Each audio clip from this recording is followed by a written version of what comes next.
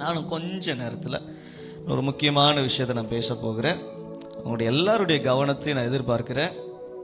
உங்களுடைய கான்சன்ட்ரேஷனை எதிர்பார்க்கிறேன். ஹல்லேலூயா.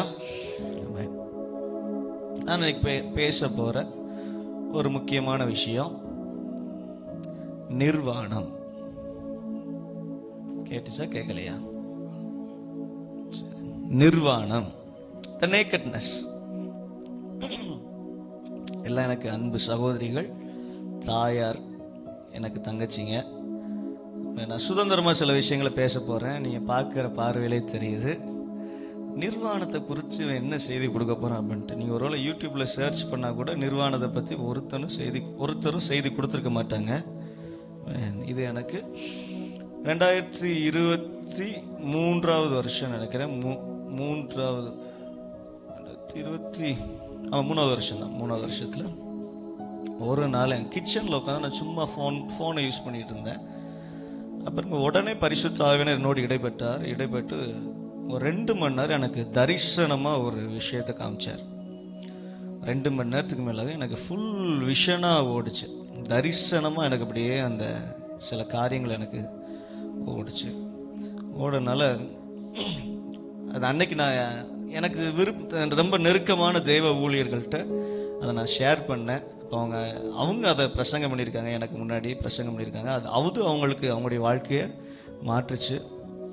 கவனமாக கேட்டிங்கன்னா எனக்கு இது மிகப்பெரிய ஒரு டேர்னிங் பாயிண்டாக இருந்தது. அதே போல் உங்களுக்கும் இருக்கும் நான் நம்புகிறேன். எத்தனை பேர் நம்புறீங்க? ஹல்லேலூயா. பக்கத்தில் உங்க கை கொடுத்து சொல்லுங்க, நிர்வாணம், நேக்கட்னஸ். வேதாகமத்தில் நிர்வாணமாய் இருந்த சில ஆட்களை குறித்து நாம் பார்க்க போகிறோம். ஃபுல் பைபிளில் நிறைய பேர் இருந்திருக்காங்க. ஒருவேளை இன்னைக்கு எவ்வளோ டைம் இருக்கும், நம்ம சில மனிதர்களை குறித்து பார்க்க போகிறோம். ஹல்லேலூயா. சரி, முதலாவது நான் நோவாலேருந்து ஆரம்பிக்கிறேன். வழக்கமாக பார்த்தா ஆதாம் அதுக்கு முன்னாடி நிர்வாணமாக இருந்தார். நான் நோவாலேருந்து ஆரம்பிக்கிறேன். எடுத்துக்கொள்ளுங்கள், ஆதியாகமம் 7வது அதிகாரம் 1வது வசனம். கர்த்தர் நோவாவை நோக்கி, நீயும் உன் வீட்டார் அனைவரும் பேழைக்குள் பிரவேசியுங்கள். இந்த சந்ததியில் உன்னை எனக்கு முன்பாக நீதிமானாக கண்டேன். பக்கத்துல உங்களுக்கு கை கொடுத்து சொல்லுங்க, நோவாவும் அவனுடைய குடும்பமும் நீதிமான்கள். ஹல்லேலூயா.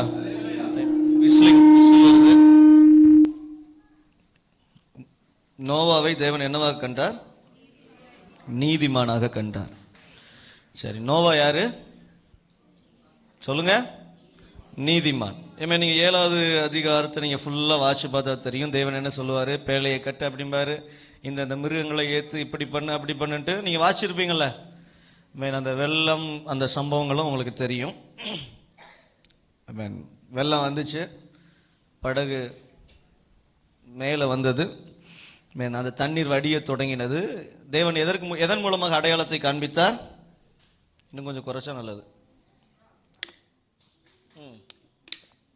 புறா எண்ணெய் இலையை கொண்டு வந்தது, ஒலிவ இலையை கொண்டு வந்தது. தண்ணி வடிஞ்சிருச்சுன்ட்டு, தண்ணியெல்லாம் போயிடுச்சுன்ட்டு அவருடைய குடும்பம், மிருகங்கள் எல்லாம் வெளியே வந்துட்டாங்க. சரி, வெளியே வந்த உடனே நோவா செய்த முதல் காரியம் என்ன?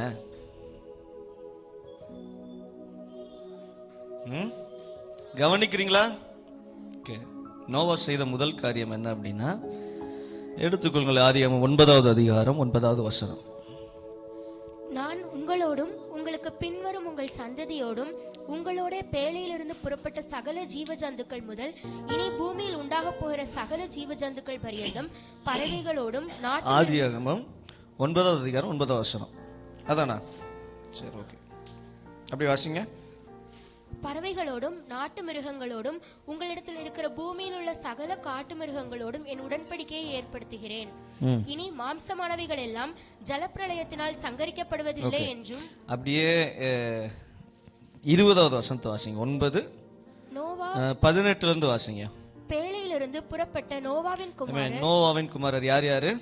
சேம், காம், யாப்பேத் என்பவர்கள். காம் கானானுக்கு தகப்பன்.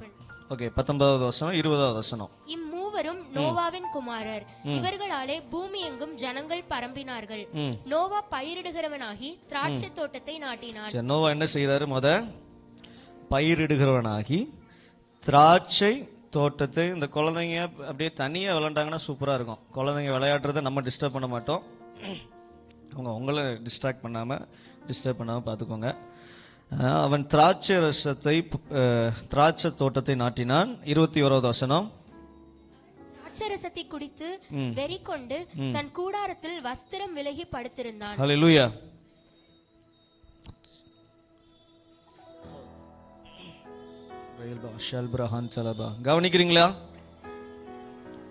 கவனிக்கிறீங்களா? ஆமென் சொல்லுங்க. நோவா என்ன பண்றாரு? நோவா பயிரிடுகிறவனாகி திராட்சை தோட்டத்தை நாட்டினான். சரி, திராட்சை தோட்டத்தை நாட்டினதுக்கு அப்புறம் நோவா என்ன செய்யறாரு? திராட்சை ரசத்தை குடிச்சாரு. அப்ப அந்த ப்ராசஸ்ல என்ன பண்ணாரு? திராட்சை பழத்தை யார் பிடிங்கிருப்பா? நோவா தான் பிடிங்கிருப்பாரு. தெரியுமா அந்த ஒயின் எப்படி தயாரிக்கணும்னு பார்த்துருக்கீங்களா? யாரும் தயாரிச்சிருக்கீங்களா? ஓகே. திராட்சை ரசத்தை அவன் என்ன செய்யறான்? அது அப்படியே அந்த ஒயின் எல்லாம் தயாரித்து அதை குடித்து வெறி கொண்டு, நம்ம நீதிமொழியில் வாசிப்போம், திராட்சை ரசம் அமளி பண்ணும் அப்படின்னு வாசிச்சிருக்கோம்ல. சரி, திராட்சை ரசத்தை அதிகமாக குடிச்சாலும் போதை ஏறதான் செய்யும். சரி, ஓகே. வெறி கொண்டு தன் கூடாரத்தில் வஸ்திரம் விலக படுத்திருந்தான். அப்பொழுது கானானுக்கு தகப்பனாகிய காம் தன் தகப்பனுடைய நிர்வாணத்தை கண்டு வெளியில் இருந்த தன் சகோதரர் இருவருக்கும் அறிவித்தான். சரி, இந்த கானான் என்ன பண்றான்? அந்த காம் என்ன பண்றான்? கானானுக்கு தகப்பனா இருக்கிற காம், அப்பா நோவா மதுபானத்தை, அந்த திராட்சை ரசத்தை குடிச்சிட்டு சுய நினைவு இல்லாம அவருடைய ட்ரெஸ் எல்லாம் விலகி நிர்வாணமா படுத்து கிடக்குறாரு. அப்ப காம் என்ன பண்றான்? வந்து பார்க்கிறான். பார்த்து என்ன பண்ணிட்டான்? போய் அவனுடைய சகோதரர்கிட்ட போய் சொல்லிட்டான், நான் அப்பா அங்க நிர்வாணமா படுத்து கிடக்காரு அப்படின்ட்டு. இப்படி சொன்ன உடனே அடுத்து வாசிங்க. தன் வெளியில் இருந்த தன் சகோதரர் இருவருக்கும் அறிவித்தான். அப்பொழுது சேமும் யாப்பேத்தும் ஒரு வஸ்திரத்தை எடுத்து தங்கள் இருவருடைய தோள் மேலும் போட்டுக்கொண்டு பின்னிட்டு வந்து நல்லா பாருங்க, ஒரு வஸ்திரத்தை எடுத்து தோள் மேல 2 பேரும் போட்டுக்கிட்டாங்க. பின்னிட்டு வந்து தங்கள் தகப்பனுடைய நிர்வாணத்தை கூட பார்க்காம என்ன பண்ணாங்க? மூடினார்கள். அந்த நிர்வாணத்தை மூடினார்கள். ஓகே, அடுத்து வாசிங்க. அவர்கள் எதிர்முகமாக போகாதபடியினால் தங்கள் தகப்பனுடைய நிர்வாணத்தை காணவில்லை. 24. நோவா திராட்சரசத்தின் வெறி தெளிந்து போது தன் இளைய குமாரன் தனக்கு செய்ததை அறிந்து கானான் சபிக்கப்பட்டவன் தன் சகோதரன் கானான் சபிக்கப்பட்டவன். இப்ப அந்த தகப்பன் எழுந்து இந்த விஷயம்லாம் தெரிஞ்சிருச்சு. நான் நிர்வாணமா இருந்ததை என்ன பண்ணிட்டான்? என் பையன் பார்த்து வெளியில சொல்லிட்டேன் என்பதற்காக அந்த தகப்பன் கோவப்பட்டு என்ன செஞ்சார்னா கானானை சபித்தார். பக்கத்தில் உங்களை பார்த்து சொல்லுங்க, சாப விட்டுட்டார். தம்முடைய பையனை பார்த்து சாப விட்டுட்டார். ஓகே, கானான் சபிக்கப்பட்டவன் சகோதரரிடத்தில் அடிமைகளுக்கு அடிமையாய் இருப்பான் என்றான். சேமுடைய தேவனாய கர்த்தருக்கு ஸ்தோத்திரம். கானான் அவனுக்கு அடிமையா இருப்பான். ஹல்லேலூயா. எத்தனை பேருக்கு புரியுது? ஒரு தகப்பனுடைய நிர்வாணத்தை பார்த்த மகனுக்கு என்ன வந்தது? சாபம் வந்தது. பக்கத்துல உங்களை தொட்டு சொல்லுங்க, சாபம் வந்தது. ஒரு தகப்பனுடைய நிர்வாணத்தை மகன் பார்த்தால் சாபம் வந்தது. இந்த லேவியராகமத்தில் நிறைய விஷயங்கள் இருக்கும். நிர்வாணமா யார் யார் முன்னாடி இருக்கக்கூடாது, யார் யார் பார்க்க கூடாது அப்படிங்கிற நிறைய இருக்கும். நான் ஒருவேளை நம்ம அடுத்த முறை நம்ம இதை பார்க்கலாம். இங்க பாத்தீங்கன்னா ஒரு தகப்பனுடைய நிர்வாணத்தை மகன் பார்த்ததுனால சாபம் வந்தது. ஆனால் இதே உலகத்துல ஒரு தகப்பன் மகனை வேண்டுமென்றே நிர்வாணி ஆக்குகிறார். மறுபடி சொல்றேன், இதே உலகத்துல ஒரு தகப்பன் தன் மகனை வேண்டுமென்றே நிர்வாணி ஆக்குகிறார். அது வேற யாரும் கிடையாது, இயேசு கிறிஸ்து. ஆமென். எத்தனை பேர் ஏற்றுக்கொள்கிறீங்க? சரி, நான் இதை ரோமர்களுடைய தண்டனைகள் இருந்து நீங்க பாத்தீங்கன்னா தெரியும். நீங்க சிலுவையில் அறையப்பட்ட கைதிகளை நீங்க பாத்தீங்கன்னா, நீங்க போட்டோலயோ இல்ல பேஷன் ஆஃப் கிரைஸ்ட்லயோ இல்ல நிறைய பிக்சர்ஸ்ல பார்க்கும்போது இயேசு கிறிஸ்து எப்படி இருப்பாரு, ஒரு அரை நிர்வாணமா காமிச்சிருப்பாங்க. ஒரு துணி, வெள்ளை துணி ஒன்று கட்டப்பட்டிருக்கும். அப்படித்தானே பார்த்துருக்கீங்க? உண்மையிலேயே நீங்க ரோமர்களுடைய அவளுடைய தண்டனை முறை, அவங்க எப்படி சிலுவையில் அறைவாங்க, இதெல்லாம் நீங்க ஹிஸ்டாரிக்கா நீங்க பார்த்தீங்கன்னா எந்த ஒரு கைதியையும் அவர்கள் நிர்வாணப்படுத்தி தான் சிலுவையில் அறைவார்கள். அது சொல்றது என்ன சத்தம் பின்னாடி, உங்களை டிஸ்ட்ராக்ட் பண்ணாம எதுவும் பார்த்துக்கோங்க. முக்கியமான விஷயத்த பேசுகிறேன். உங்களுக்கு குழந்தைங்க அப்படியே பாப்பா அப்படியே அவங்களாம் அப்படியே குழந்தைங்களெல்லாம் அப்படியே பின்னாடி கூப்பிட்டு போங்க. பின்னாடி கூப்பிட்டு ஜாலியா இந்த ஜிங்கா ஜிங்கா ரோசஸ் ஏதாச்சும் விளையாண்டுட்டு இருங்க. ரயில் பிரா ஹஷாகபான் ஆன்டிலரி ரிபன ஹபாரா கஷண்டல ரதாந்திரியே ரேப்ல ஹட்டில் மரஹன்சலரோ. ஹல்லேலூயா. நான் ரோமர்களுடைய தண்டனை முறைமையை சொல்லுகிறேன், எல்லாரும் கவனமா கேளுங்க. இதுவரைக்கும் உலகத்துல சிலுவையில் அறையப்பட்ட எல்லா மனிதர்களையும் அவர்கள் நிர்வாணப்படுத்தி தான் சிலுவையில் அறைந்திருக்கிறார்கள். இயேசு கிறிஸ்துவும் விதிவிலக்கு கிடையாது. எல்லாரும் என்ன பண்ணுவாங்கன்னா ஃபுல் நேக்கட்ல, நீங்க இதுவரைக்கும் பார்த்த பேஷன் ஆஃப் கிரைஸ்ட்லயும், இதுவரைக்கும் பார்த்த படங்கள்லயும், இதுவரைக்கும் பார்த்த ஏதோ ஒரு சித்திரத்திலையும் கார்ட்டூன்லயும் நீங்க பார்த்திருப்பீங்க, இயேசு கிறிஸ்து கீழே ஒரு கோமண மாதிரி ஒரு வெள்ளை துணி மாதிரி கட்டியிருப்பாங்க என்பதை நீங்க பார்த்திருப்பீங்க. ஆனா உண்மையிலேயே ஹிஸ்டாரிக்கலா பார்த்தீங்கன்னா இயேசு கிறிஸ்துவை முழு நிர்வாணமாகத்தான் சிலுவையில் அறைந்தார்கள். தம்பி, இதுக்கு நீங்க வேத வசனத்தை ஆதாரமா காட்ட முடியுமா அப்படின்னா நான் என்னால காட்ட முடியும். இந்த வேத வசனத்தை தான் தேவன் என்னோடு தரிசனமாக பேசினார். எடுத்துக்கொள்ளுங்கள், யோவான் 19வது அதிகாரம் 23வது வசனம். போர் சேவகர் இயேசுவை சிலுவையில் அறைந்த பின்பு அவருடைய வஸ்திரங்களை எடுத்து ஒவ்வொரு சேவகனுக்கு ஒவ்வொரு பங்காக 4 பங்காக்கினார்கள். ஹல்லேலூயா. நான் இந்த வசனத்தை ரவி அண்ணன் நீங்க இருந்தீங்க டிசிவி வெர்ஷன் இருக்கும், ஒருவேளை நீங்க அது இருந்தாலும் எடுத்துக்கொள்ளுங்க. மூல பாஷையில இதை நம்ம வாசிக்கும் போது இன்னும் நமக்கு இது ஆழமாக புரியும். போர் சேவகர் இயேசுவை சிலுவையில் அறைந்த பின்பு அவருடைய வஸ்திரங்களை எடுத்து ஒவ்வொரு சேவகனுக்கு ஒவ்வொரு பங்காக 4 பங்காக்கினார்கள். அங்கியும் எடுத்தார்கள். அந்த அங்கி தையல் இல்லாமல் மேலே தொடங்கி முழுவதும் நெய்யப்பட்டதா இருந்தது. ஹல்லேலூயா. நம்ம பார்க்கிறோம், இயேசு கிறிஸ்துவ சிலுவையில் அறைய போறதுக்கு முன்பாக போர்ச்சவர்கள் என்ன பண்றாங்க, இயேசுவை அவருடைய வஸ்திரங்களை எடுத்து ஒவ்வொரு சேவகனுக்கு ஒவ்வொரு பங்காக 4 பங்காக்கினார்கள். அங்கேயும் எடுத்தார்கள். இதை நான் மூல பாஷையில வாசிக்கும் பொழுது வீரர்கள் இயேசுவை சிலுவையில் அறைந்த பின்பு சூப்பர் அவர்கள் அவருடைய உடைகளை எடுத்து ஒவ்வொரு வீரனுக்கும் ஒவ்வொரு பங்காக அதை 4ஆக தங்களுக்குள்ளே பிரித்து எடுத்தார்கள். இது வஸ்திரம். அதாவது இதை நம்ம வாசிக்கும் பொழுது மூல பாஷையில வாசிக்கும் போது ஹிமாஷியா என்று சொல்வார்கள். சொல்லுங்க, ஹிமாஷியா. ஹிமாஷியா அப்படின்னா அவுட்டர் கார்மெண்ட், வெளி ஆடை, மேலாடை. ஹிமாஷியா அப்படின்னா மேலாடை.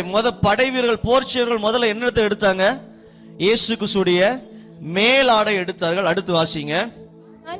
ஆனால் அவருடைய உள் உடை தைக்கப்படாமல் மேலிருந்து கீழ்வரை நெய்யப்பட்டிருந்தது. நம்ம பைபிள வாசி தெரியுமா, அங்கேயும் எடுத்தார்கள். அவருடைய அங்கேயும் எடுத்துட்டாங்க. இதை நம்ம இப்போ மூல பாஷையிலிருந்து டிரான்ஸ்லேட் பண்ண வசனத்துல தமிழ் பைபிள்ல பாப்பா வாசித்து அதை வாசிக்கும் பொழுது அவருடைய உள் ஆடையும் எடுத்தார்கள். அல்லேலூயா. எத்தனை பேருக்கு புரியுது? ஹிமாஷியாவும் எடுத்தாங்க. ஹிமாஷியா அப்படின்னா அவுட்டர் கார்மெண்ட், அவருடைய வெளி ஆடையையும் எடுத்தார்கள். ஹிட்டோன். ஹிட்டோன் அப்படின்னா உள் ஆடை. சொல்லுங்க, பக்கத்து உங்களை தொட்டு சொல்லுங்க, ஹிட்டோன். ஹிட்டோன். ஹிமாஷியா, ஹிட்டோன். ஹிமாஷியானா என்ன? மேலாடை. ஹிட்டோன் அப்படின்னா உள்ளாடை. இப்ப இயேசு கிறிஸ்துடைய உள் ஆடையும் எடுத்து விட்டார்கள். இப்ப இயேசு கிறிஸ்து எப்படி இருக்கிறாரு? முழு நிர்வாணியா இருக்கிறார். நான் சொன்ன ரோமர்களுடைய வழக்கப்படி எல்லா கைதிகளையும் அவர்கள் நிர்வாணப்படுத்தி தான் சிலுவையில் அறைவாங்க. ஒருவேளை இன்னும் நான் உங்களுக்கு தெளிவா சொல்றேன் அப்படின்னா, நீங்க ரோமர்கள் பகுதியில் இருக்கிற சபைகள்ல இயேசு கிறிஸ்துடைய சிலை வைத்திருந்தாங்க. இயேசு கிறிஸ்துடைய சிலுவையில் அறையப்பட்ட அந்த சிலையை வைத்திருந்தாங்க. அந்த சிலை நிர்வாணமாக இன்னும் வைக்கப்பட்டிருக்கிறது.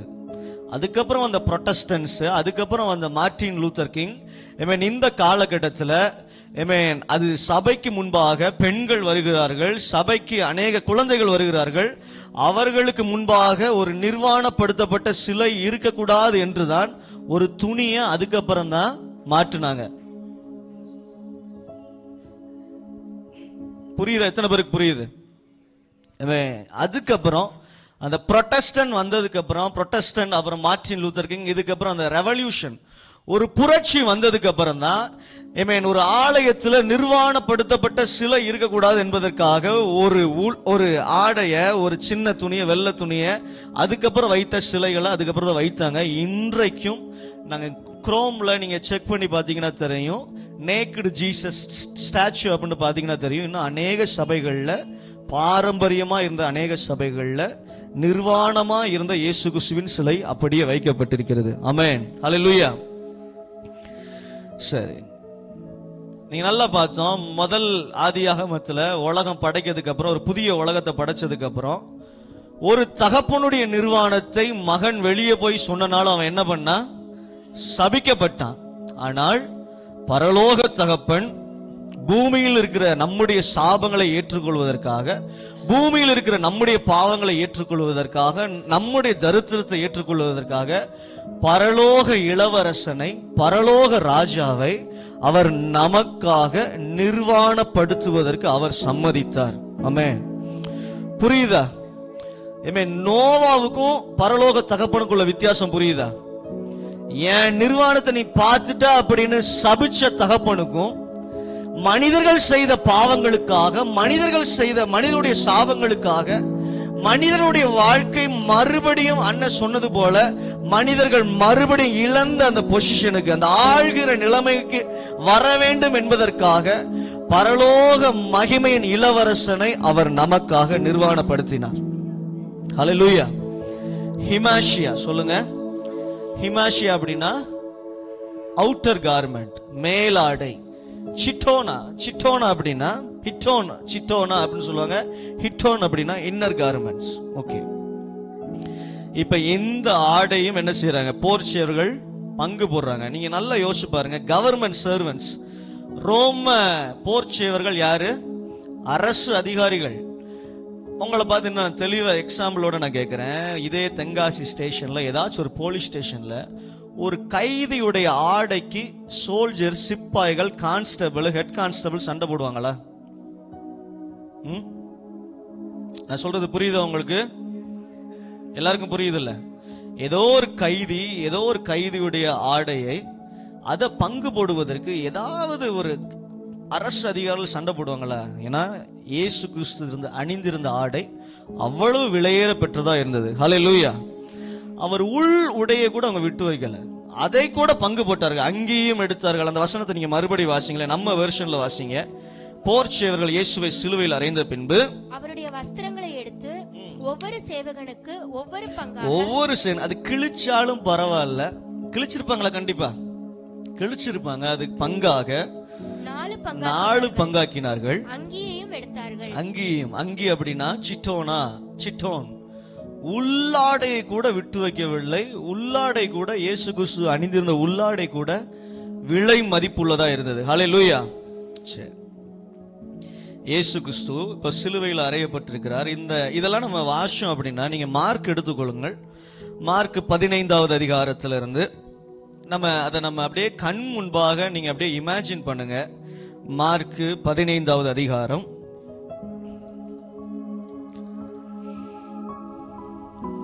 12வது வசனத்திலிருந்து வாசிங்க.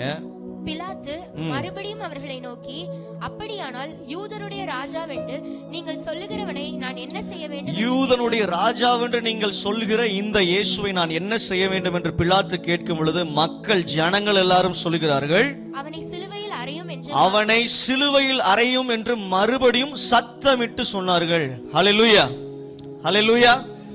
இயேசு கிறிஸ்துவை பார்த்து அந்த இருக்கிற மக்கள், அந்த யூத ஜனங்கள் சொல்றாங்க, அவனை சிலுவையில் அறையுங்கள் என்று. சரி 14. பிலாத்து அதற்கு பிலாத்து, ஏன் என்ன பொல்லாப்பு செய்தான் என்றான். அவர்களோ அவனை சிலுவையில் அறையும் என்று பின்னும் அதிகமாய் பிலாத்து மறுபடியும் கேட்கிறாரு, இவர் என்ன தப்பு செஞ்சாரு, இவரை ஏன் நான் சிலுவையில் அறையணும்னு கேட்கும்போது மறுபடியும் அவர்கள் சொல்கிறார், இவரை சிலுவையில் அறையுங்கள் என்று சொன்னார். அப்பொழுது பிலாத்து ஜனங்களை பிரியப்படுத்த மனதுள்ளவனாய் பரபாசை அவர்களுக்கு விடுதலையாக்கி இயேசுவையோ வாரினால் அடிப்பித்து சிலுவையில் அறையும்படிக்கு ஒப்பு கொடுத்தான். ஹல்லேலூயா. இந்த நியாயப்பிரமாணத்தின்படி பாத்தீங்கன்னா சில பாவங்களுக்கு அவங்களே தண்டனையை கொடுக்கலாம். யாரையாவது விபச்சாரத்துல கையங்களவும் பிடிச்சிட்டாங்கன்னா என்ன பண்ணுவாங்க, கற்களை இருந்து கொலை செய்வார்கள். நம்ம அந்த உபாகமத்துல நான் வாசிக்கும் போது சொன்னேன், பிள்ளை கீழ்ப்படியாம இருந்தா என்ன பண்ணணும், கல்லெறிஞ்சு கொலை செய்யணும், இல்ல தூக்கிலிட்டு கொலை செய்யணும்ட்டு நியாயப்பிரமாணத்துக்கு அப்படிப்பட்ட சில இது இருந்தது. ஆனா நீங்க பாத்தீங்கன்னா இந்த ரோமர்கள் யாரையாவது தண்டிக்கிறாங்கன்னா அவங்களுடைய தண்டனையில நிறைய கேட்டகரிஸ் இருக்கு. சில பேரை சாக்குனால அந்த சாட்டைனால அடித்து சில பேரை விடுதலை பண்ணிடுவாங்க, இவனுக்கு இந்த இத்தனை கசைடிகள் போதும் அப்படின்ட்டு. ஆனால் இயேசு கிறிஸ்துவுக்கு அந்த ரோம அரசாங்கத்தில் இருந்த எல்லா தண்டனைகளும் மிச்சம் வைக்காமல் எல்லா தண்டனைகளும் வழங்கப்பட்டது. ஆமென், ஹல்லேலூயா. அது அப்படியே வாசிங்க. அப்பொழுது போர் சேவகர் அவரை தேசாதிபதியின் அரண்மனையாகிய மாளிகையில் கொண்டு போய் அவ்விடத்தில் போர் சேவகருடைய கூட்டம் முழுவதையும் கூடிவர செய்து சிவப்பான மேலங்கி அவருக்கு உடுத்தி முள்முடியை பின்னி அவருக்கு சூட்டி யூதருடைய ராஜாவே வாழ்க என்று அவரை வாழ்க என்று இதெல்லாம் பரியாசம் பண்றாங்க. இயேசு கிறிஸ்துவை பார்த்து யூதருடைய ராஜாவே வாழ்க அப்படின்னு பரியாசம் பண்றாங்க. அடுத்து அவரை சிரசில் கோலால் அடித்து, நல்ல கவனிய, ஒரு சிரசில் அவருடைய தலையில ஒரு கம்பால அடித்து அவர் மேல் துப்பி காரி உமிழ்ந்து முழங்கால் படியிட்டு அவரை வணங்கினார்கள். அவரை பரியாசம் பண்ணின பின்பு சிவப்பான அங்கியை கழற்றி அவருடைய வஸ்திரங்களை அவருக்கு உடுத்தி அவரை சிலுவையில் அறையும்படி வெளியே கொண்டு போனார்கள். சிரேனே ஊரானும் அலெக்சாந்தருக்கும் ரூப்புக்கும் தகப்பனுமாகிய சீமோன் என்னப்பட்ட ஒருவன் நாட்டிலிருந்து அவ்வழிய வருகையில் அவருடைய சிலுவையை சுமக்கும்படி அவனை பலவந்தம் பண்ணினார்கள். அப்புறம் கபாலஸ்தனம் என்னும் அர்த்தம் கொள்ளும் கொல்கொதா என்னும் இடத்திற்கு அவரை கொண்டு போய் வெள்ளை போலம் கலந்த திராட்சை ரசத்தை அவருக்கு குடிக்க கொடுத்து அதை அவர் ஏற்றுக்கொள்ள மறுத்தார். வாசிங்க அடுத்து. அப்பொழுது அவரை சிலுவையில் அறைந்தார்கள். அதன் பின்பு அவருடைய வஸ்திரங்களை பங்கிட்டு ஒவ்வொருவன் ஒவ்வொரு பங்கை எடுத்துக்கொண்டான். அவைகளை குறித்து சீட்டு போட்டார்கள். அவரை சிலுவையில் அறைந்த போது 3ஆம் மணி வேளையா இருந்தது. அவர் அடைந்த ஆக்கினையின் முகாந்திரத்தை காண்பிக்கும் பொருட்டு யூதருடைய ராஜா என்று எழுதி சிலுவையில் கட்டினார்கள். நான் சொல்றேன், கவனமா கேளுங்க. இயேசு கிறிஸ்துவை சிலுவையில் அறையும் பொழுது அந்த இடத்துல யார் யார் இருந்தாங்க, இதை நீங்க கவனிக்கணும். சிலுவையில் இயேசு கிறிஸ்துவை அறையும் பொழுது அந்த இடத்தில் யார் யார் இருந்தார்கள் என்ற நீங்க அதிகாரத்தை நீங்க தெளிவா வாசி பார்த்தீங்கன்னா, முதல்ல இருந்தது ரோம போர் சேவகர்கள். பக்கத்தில் உள்ள கை கொடுத்து சொல்லுங்க, ரோம போர் சேவகர்கள். அப்புறம் இயேசு கிறிஸ்துவோட நெருக்கமா இருந்தது யாரு, 2 கைதிகள். இயேசு கிறிஸ்துவோட ரொம்ப நெருக்கமா இருந்தது அடுத்து 2 கைதிகள். அப்புறம் பிரதான ஆசாரியன், யூத மத தலைவர்கள், 100க்கு அதிபதி, மக்கள். நான் சொல்றதை நீங்க அப்படியே இமேஜின் பண்ணணும். சிலுவையில் அறையும் போது அந்த இடத்துல அந்த கூட்டத்தில் எத்தனை பேர் இருந்தாங்க அப்படிங்கிறத நீங்க பார்க்கணும். இதே இடத்துல தான் இயேசு கிறிஸ்துவை முழுவதுமாக நிர்வாணப்படுத்தி இருக்கிற இதே இடத்துல தான் இயேசு கிறிஸ்துவின் சீஷர்கள் இருந்தாங்க. ஆமென், ஹல்லேலூயா. இதே இடத்துல தான் இயேசு கிறிஸ்துவை ஃபாலோ பண்ண, அவரை பின்பற்றின மக்கள் இருந்தார்கள். இந்த சம்பவம் நடைபெறுவதற்கு கொஞ்ச நாளுக்கு முன்னாடி இந்த மக்கள் இயேசு கிறிஸ்துவை என்ன தெரியுமா சொன்னாங்க, அவர்கள் ஓசனா ஓசனா அவர் ராஜா என்று ஆர்ப்பரித்த மக்கள். நீங்க எடுத்துக்கொள்ளுங்க, மத்தேயு 21வது அதிகாரம் 9வது வசனத்தை நீங்க வாசிச்சீங்கன்னா தெரியும். லேப்ரா காஷாலரான் தெரு. இன்னைக்கு ஒருவேளை அநேக சபைகள் அந்த குருத்தோலை ஞாயிறு ஆசரிப்பாங்க. ஆமென். இயேசு கிறிஸ்து வாசிங்க, அப்படியே வாசிங்க. நடப்பாரும் பின்னடப்பாருமாகிய திரளான ஜனங்கள் தாவீதின் குமாரனுக்கு ஓசன்னா, தாவீதின் குமாரனுக்கு ஓசன்னா, கர்த்தரின் நாமத்தினாலே வருகிறவர், கர்த்தரின் நாமத்தினாலே வருகிறவர் ஸ்தோத்திரிக்கப்பட்டவர், உன்னதத்திலே ஓசன்னா, உன்னதத்திலே ஓசன்னா என்று சொல்லி ஆர்ப்பரித்தார்கள். ஹல்லேலூயா. ஆமென். கொஞ்ச நாளைக்கு முன்னாடி இயேசு கிறிஸ்துவை அந்த கழுதை குட்டியில வைத்து அவரை வரவேற்று அவரை ஆர்ப்பரிக்கிறார்கள். அவரை ராஜாவாக அந்த அதே மக்கள் தான் ஏற்றுக்கொள்கிறாங்க. அவர் ராஜா, ஓசன்னா ஓசன்னா என்று. நீங்கள் அதே மத்தேயு 21 அதிகாரத்தில் 15வது வசனத்தில் வாசிக்கும் பொழுது, அவர் செய்த அதிசயங்களையும் தாவீதின் குமாரனுக்கு ஓசன்னா என்று தேவாலயத்தில் ஆர்ப்பரித்தார்கள். பிள்ளைகளையும் பிரதான ஆசாரியரும் வேதபாரகரும் கண்டு கோபம் அடைகிறார்கள். நல்லா பாருங்க, அந்த குருத்தோலை பவனியில அவர்கள் எல்லாரும் குருத்தோலையை முன்பாக போட்டு தரையில போட்டு இயேசு கிறிஸ்துவை வரவேற்று அவரை ஓசன்னா ஓசன்னா என்று ஆர்ப்பரிக்கும் பொழுது, குழந்தைகளும் அந்த இடத்துல இருந்தாங்க. குழந்தைகள் ஆர்ப்பரிக்கும் பொழுது யாருக்கு கோபம் வந்துச்சு? பிரதான ஆசாரியர்களுக்கு கோபம் வந்தது. இயேசுவை ஓசன்னா என்று ஆர்ப்பரிக்கும் பொழுது கோபம் வருது.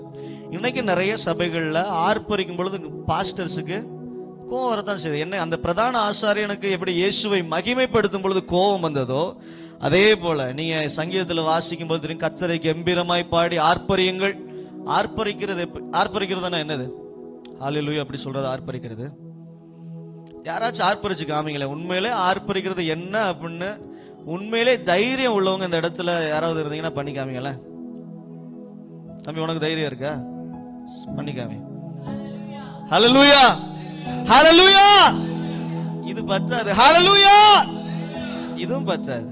நீங்க இன்னும் என்ன செய்யறது? ஆர்ப்பரிக்க கற்றுக்கொள்ளுங்கள். ஆமென். இந்த சபையில நீங்க ஆர்ப்பரிக்கலனா தான் நாங்க கோவப்படுவோம். எருசலேம் தேவாலயத்துல ஆர்ப்பரிக்கும் பொழுது பிரதான ஆசாரிகள் எரிச்சல் அடைந்தார்கள், கோபம் அடைந்தார்கள். ஆனா நீங்க இங்க ஆர்ப்பரிக்க கற்றுக்கொள்ள வேண்டும். ஹல்லேலூயா. ஆமென். பாத்துக்கோங்க, மக்கள் இருக்கிறாங்க, பிள்ளைகள் இருக்கிறாங்க. அவங்கள இயேசுவை ஆர்ப்பரிக்கும் பொழுது பிரதான ஆசிரியர்கள் கோவப்படுறாங்க.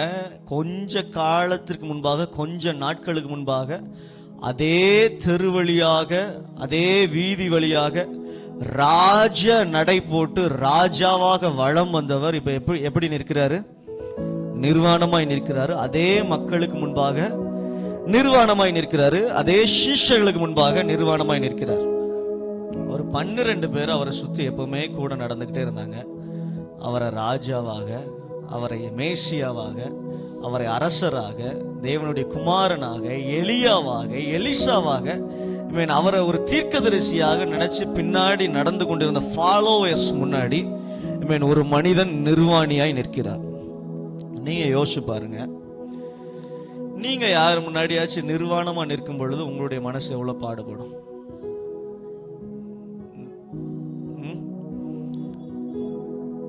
யோசிச்சு பார்த்திருக்கீங்களா? இல்ல ஆண்களோ பெண்களோ, ஒவ்வொரு ஜெண்டர் இருக்கும். ஆண்களே இன்னொரு ஆண் என் நிர்வாணத்தை பார்க்க கூடாதுன்னு நினைப்பான். நினைப்பீங்கல்ல? என்னுடைய நிர்வாணத்தை ஒரு ஆண் கூட பார்க்க கூடாதுன்னு நினைப்பாங்க. பெண்கள் அப்படித்தான். ஒரு பெண் பக்கத்தில் இருக்கான்னு பெண்கள் சுதந்திரமா அவங்க ட்ரெஸ் மாற்ற மாட்டாங்க. தன்னுடைய நிர்வாணத்தை, தன்னுடைய என்ன சொல்றது, ட்ரெஸ் இல்லாத விஷயத்தை யாருமே பார்க்க கூடாதுன்னு நினைப்பாங்க. ஆனால் இது சாதாரண ஒரு கைதிக்கு நடந்தா நம்ம இந்த அளவுக்கு பேசவே மாட்டோம்.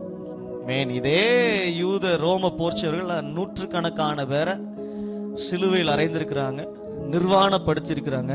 ஆனால் இங்கே அறையப்பட்டிருப்பது பரலோகத்தின் இளவரசர். ஆமென். பரலோக ராஜா. சீஷர்களுக்கு முன்பாக இவர் நிர்வாணியா இருக்கிறாரு. ஒருவேளை நான் சொல்லணும் அப்படின்னா, நீங்க சீமோன் பேதுருவை பத்தி நீங்க மூல பாஷையில வாசிங்கன்னா, சீமோன் பேதுரு அவர் கொடுக்கப்பட்டிருக்கிற வார்த்தை ரவுடி என்று தான் கொடுக்கப்பட்டிருக்கு. சீமோன் பேதுரு ஒரு ரவுடி. சீமோன் பேதுருக்கு என்ன விஷயம்னா, அவர் நிர்வாணமா தான் மீன் பிடிப்பார். நம்புறீங்களா? நீங்க நம்பலாம், நீங்க வாசிச்சு பாருங்க. நீங்க அதுக்கப்புறம் இயேசு கிறிஸ்து உயிர் தெழுந்ததுக்கு அப்புறம் இயேசு கிறிஸ்து வரும் பொழுது அந்த இடத்துல வாசிக்கும் பொழுது பேதுரு நிர்வாணியா தான் இருப்பான். இயேசு கிறிஸ்துவை பார்த்தோன்னே என்ன பண்ணுவான்னா, ஒரு சட்டை எடுத்து கட்டிக்கொள்வான். பேதுருவுடைய வழக்கமே அப்படித்தான். நீங்க முதல் சந்திப்பு அப்படிதான் இருந்தது. இயேசு கிறிஸ்துவை பார்த்து அவன் பாவியாக என்ன பக்கத்துல வராதீங்க, ஏன் வராதீங்க என்று சொன்னானா, அவன் நிர்வாணியா இருந்தான். ஆமென்.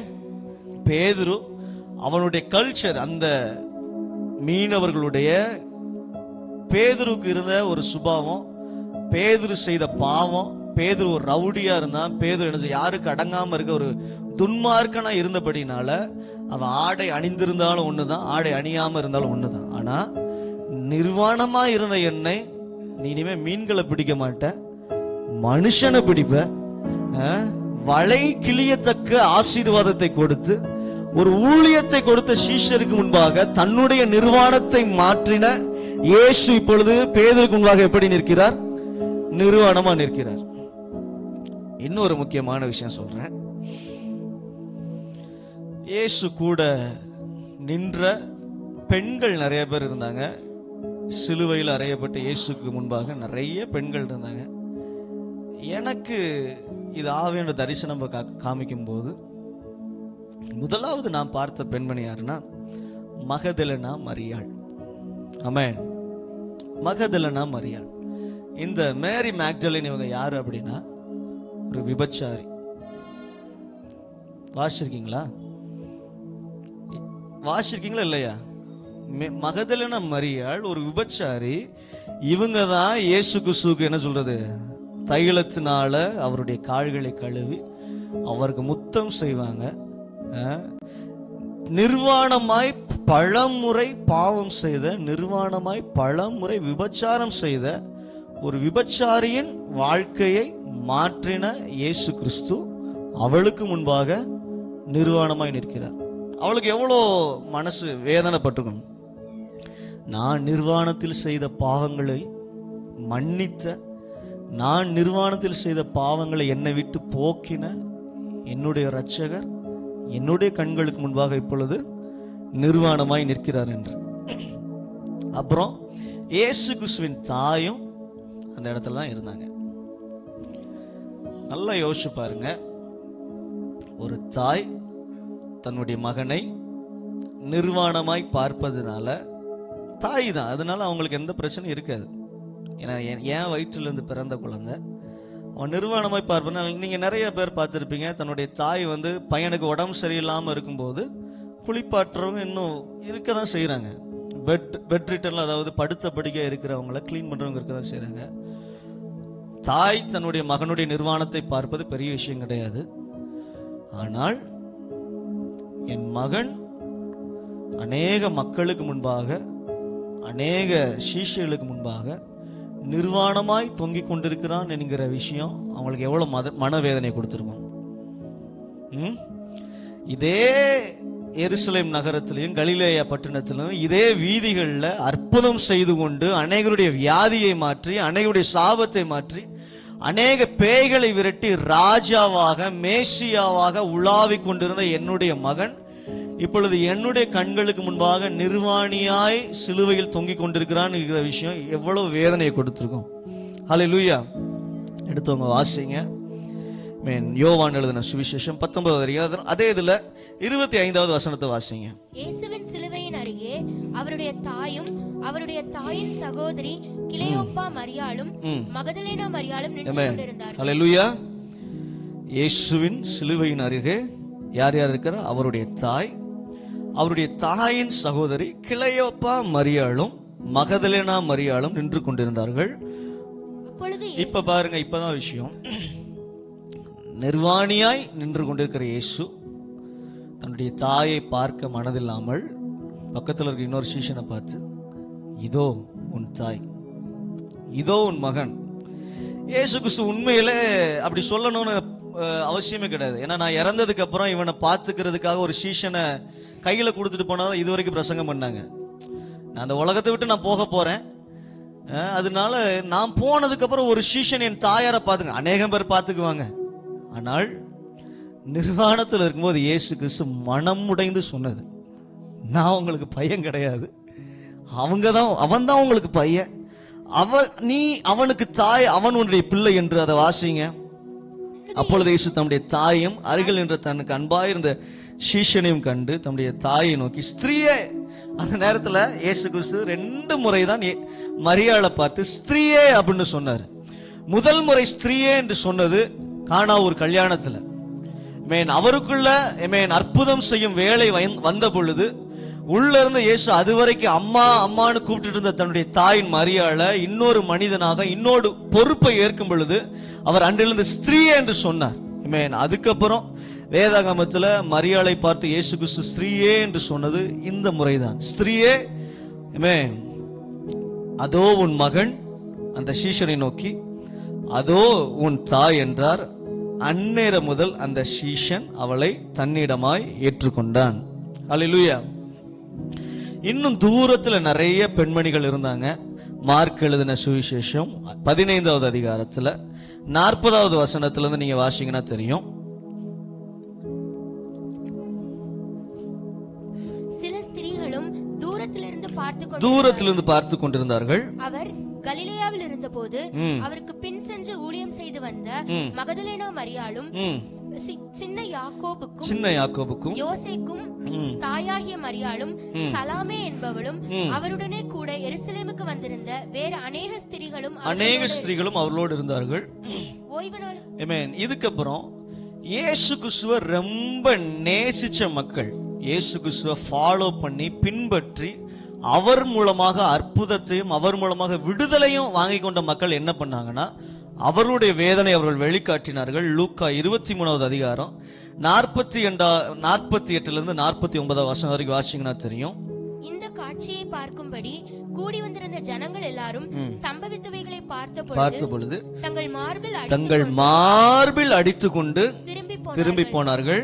அவருக்கு அறிமுகமானவர்கள், நல்லா பாருங்க, அவருக்கு அறிமுகமானவர்கள் எல்லாரும் கலிலேயாவில் இருந்து அவருக்கு பின் சென்று வந்த ஸ்திரீகளும் தூரத்திலே நின்று இவைகளை பார்த்து கொண்டிருந்தார்கள். சரி, இப்போ இயேசு கிறிஸ்து சிலுவையில் நிர்வாணியாய் தொங்குவதை யாரெல்லாம் பார்த்துட்டு இருந்தாங்க? முதல்ல இருந்து சொல்லுங்க. ரோம போர்ச்சேவர்கள், 2 கைதிகள், பிரதான ஆசாரியன், யூத மத தலைவன். நீங்க சொல்லுங்க, யார் யார் பார்த்துட்டு இருந்தாங்கன்ட்டு? இயேசுடைய சீஷர்கள், அப்புறம் இயேசுடைய தாய் மகதலேனா மரியாள், அவருக்கு அறிமுகமானவர்கள் எல்லாரும் இந்த இடத்துல பார்த்துட்டு தான் இருந்தாங்க. ஓகே, நான் இன்னொரு விஷயம் சொல்றேன். இயேசு நிர்வாணியாய் தொங்குவதை முழு உலகமும் பார்த்து கொண்டிருந்தது. அதே போல முழு பரலோகமும் பார்த்து கொண்டிருந்தது. பரலோகத்தின் இளவரசனாய் இருந்த அவர் பூமிக்கு மனித அவதாரம் எடுத்து வந்து மனிதர்களுடைய பாவங்களை ஏற்கும் பொழுது, சாபத்தை ஏற்கும் பொழுது முழு பரலோகமும் ஏஞ்சல்ஸும் பார்த்துட்டு இருந்தாங்க. மூல பாஷையில வாசிக்கும் போது இயேசு கிறிஸ்து அவர் ஒரு 40 நாள் உபவாசம் இருக்கும் பொழுது, அவர் சோதனைக்கு உட்பட்ட பொழுதே தேவதூதர்கள் என்ன செஞ்சாங்க? அவருக்கு பணிவிடை செய்தார்கள், ஊழியம் செய்தார்கள். பிசாசு கொடுத்த ஒரு சோதனைக்கே தேவதூதர்கள் பணிவிடை செய்வதற்கு போட்டி போட்டு கொண்டார்கள். நான் போறேன், இல்ல நீ போ, தேவகுமாரனுக்கு நான் ஊழியம் செய்வா, நீ ஊழியம் செய்வான்ட்டு போட்டி போட்டு கொண்டிருந்தார்கள். இந்த நேரத்துல முழு சோதனை, இந்த உலகத்தில் இருக்கிற முழு சோதனை, முழு பாவமும், முழு சாபமும், முழு அக்கிரமமும், முழு தரித்திரமும் எல்லாம் இயேசு கிறிஸ்துடைய உடலுக்குள் பாய்ந்து கொண்டு இருக்கும் பொழுது தேவ தூதர்கள் அந்த நேரத்தில் இயேசு கிறிஸ்துவை சுற்றி கொண்டுதான் இருந்தார்கள். ஒரே ஒரு நேரத்துல தான் இயேசு கிறிஸ்து பிதாவை பார்த்து சொன்னாரு, ஆண்டவரே ஏன் என்னை கைவிட்டீர்? நீங்க அதுக்கு முன்னாடி வாசிங்கன்னா, பிதாவே இப்படி நிர்வாணப்படுத்தின மக்களை பார்த்தும் சீஷர்கள் அந்த போர்ச்சவர்களை பார்த்தும் இயேசு கிறிஸ்து சொன்னாரு, பிதாவே இவர்களுக்கு மன்னியும், இவர்கள் செய்வது என்னதென்று அறியாமல் இருக்கிறார்கள். இயேசு கிறிஸ்து அது வரைக்கும் பிதாவே பிதாவே என்று கூப்பிட்டு கொண்டிருந்த நேரத்தில் ஒரே ஒரு நேரத்தில் மொத்த பாவமும் ஏறும் பொழுது, மொத்த பாவமும் அவருடைய சிலுவையில் சுமக்கப்படும் பொழுது, அந்த ஒரு நேரத்தில் எப்படி இளைய குமாரன் நான் உம்முடைய குமாரன் என்று சொல்லப்படுவதற்கு நான் பாத்திரன் அல்ல என்று சொல்லி அவனுடைய முகத்தை மறைத்து கொண்டானோ, அதே போல நம்முடைய பாவங்களை இயேசு கிறிஸ்து சிலுவைகளை ஏற்றுக்கொண்டு நான் இனி குமாரன் என்று சொல்வதற்கு நான் பாத்திரன் அல்ல என்று நினைத்துதான் ஆண்டவரே ஏன் என்னை கைவிட்டீர் என்று சொன்னார். இந்த நேரத்தில் பரலோகமும் இயேசு கிறிஸ்துவின் நிர்வாணத்தை பார்த்து கொண்டுதான் இருந்தது. நரகமும் இயேசு கிறிஸ்துவின் நிர்வாணத்தை பார்த்து கொண்டுதான் இருந்தது. ஒருவேளை பரலோகம் இயேசு கிறிஸ்துவின் நிர்வாணத்தை பார்க்கும் பொழுது என்னால உறுதியை என்னுடைய ஆவியில உணர்ந்தேன், அன்னைக்கு பரலோகத்துல துதி சத்தம் கேட்டிருக்காது. அன்னைக்கு ஆராதனை நடந்திருக்குமா? அன்னைக்கு யார் ஆராதிச்சிருப்பாங்க சொல்லுங்க? பரலோகத்துல பரிசுத்தரே பரிசுத்தரே தூயவரே ஆட்டுக்குட்டியானவர் ஆராதிக்கும் பொழுது இயேசு கிறிஸ்து சிலுவையில் அறப்படும் போது நான் உங்களை பார்த்து கேட்கிறேன், உங்க பையன் ஐசியூல இருக்கும்போது நீங்க வீட்டுல உட்காந்து பிரியாணி சாப்பிட்டுட்டு இருப்பீங்களா? கொண்டாடிட்டு இருப்பீங்களா? அப்ப பரலோகத்தின் இளவரசன் சிலுவையிலே பலியாகும் பொழுது, சிலுவையிலே இரத்தத்தை சிந்தும் பொழுது பரலோகம் என்ன பாடுபட்டிருக்கும்? உண்மையிலே பரலோகம் அன்னைக்கு நரகத்தை போல காட்சி அளித்திருக்கும். பரலோகம் முழுவதும் ஒப்பாரி வைத்திருக்கும். அன்னைக்கு துதியின் சத்தம் ஒரு நாளும் கேட்டிருக்காது. அந்த ஒரு நாள் முழுக்க பிரைஸோ வொர்ஷிப்போ ஒருபோதும் நடந்திருக்காது. இயேசு கிறிஸ்து படுகிற பாடை பார்த்து பரலோகம் அன்றைக்கு தூதனுடைய வாயிலிருந்து அழுகை வந்திருக்கும், தூதனுடைய வாயிலிருந்து ஒப்பாரி வந்திருக்கும், கூக்குரல் வந்திருக்கும். ஆமென். அன்னைக்கு ஒரு நாள்ல நரகம் இதுவரைக்கு கொண்டாடாத அளவு நரகம் கொண்டாடி இருக்கும். நாம் கொண்டு வந்த பாவத்திற்காக பரலோக இளவரசனை நாம் நிர்வாணியாய் மாற்றிவிட்டோம், அவனை நிர்வாணியாய் மாற்றிவிட்டோம், நிர்வாணப்படுத்தி விட்டோம். கொண்டாடுங்க என்று இதுவரைக்கும் உலக சரித்திரத்தில் வானமும் பூமியும் உண்டான நாள் முதலாய் அன்றைக்கு ஒரு நாள் நரகத்தில் அப்படிப்பட்ட கொண்டாட்டத்தை பார்த்திருக்க முடியாது. நரகம் கொண்டாடி இருக்கும், மகிழ்ந்திருக்கும். நான் இன்னும் தெளிவா சொல்றேன், ஆதாம் தேவ சாயல்ல படைக்கப்பட்ட பொழுது, தேவனுடைய மகிமையில படைக்கப்பட்ட பொழுது, பிசாசு கொண்டு வந்த ஒரு பாவத்தை ஆதாம் செய்த பொழுது ஆதாம் யாராய் மாற்றப்பட்டான்? ஆதாம் கூடிய அந்த மகிமை போனது, ஆதாம் நிர்வாணியாய் மாற்றப்பட்டான். என் கூட இருக்கிறீங்களா? நீங்க சொல்றது புரியுதா? ஏத்துக்கிறீங்களா? ஆதாம் தேவ சாயல்ல படைக்கப்பட்டவன், தேவனுடைய மகிமையில படைக்கப்பட்டவன். ஒரு பாவம், பிசாசு கொண்டு வந்த பாவத்தை இவன் செய்ததுனால ஆதாம் நிர்வாணியாய் மாற்றப்பட்டான். அப்போ ஆதாம் நிர்வாணியாய் மாற்றப்பட்ட பொழுதும் தேவன் அவனை தேடி வந்தார். நீங்க ஆதியாகமத்தில் வாசிங்கன்னா தெரியும், 3வது அதிகாரத்துல 9வது வசனத்துல இருந்து 11வது வசனம் வரைக்கும் யாராவது வாசிங்க. அப்பொழுது தேவனாகிய கர்த்தர் ஆதாமை கூப்பிட்டு, நீ எங்கே இருக்கிறாய் என்றார். பாவம் செஞ்சுட்டான், பாவம் செய்து தன்னுடைய மகிமை இழந்து விட்டான், தன்னுடைய நோக்கத்தை இழந்து விட்டான். தேவன் எதற்காக பூமியில என்ன உண்டாக்கினாரோ அந்த பர்பஸ் எல்லாத்தையும் இழந்து விட்ட ஆதாமை பார்த்து மறுபடியும் தேவன் தேடி வந்து சொல்கிறார், ஆதாமே நீ எங்கே இருக்கிறாய் அப்படின்ட்டு.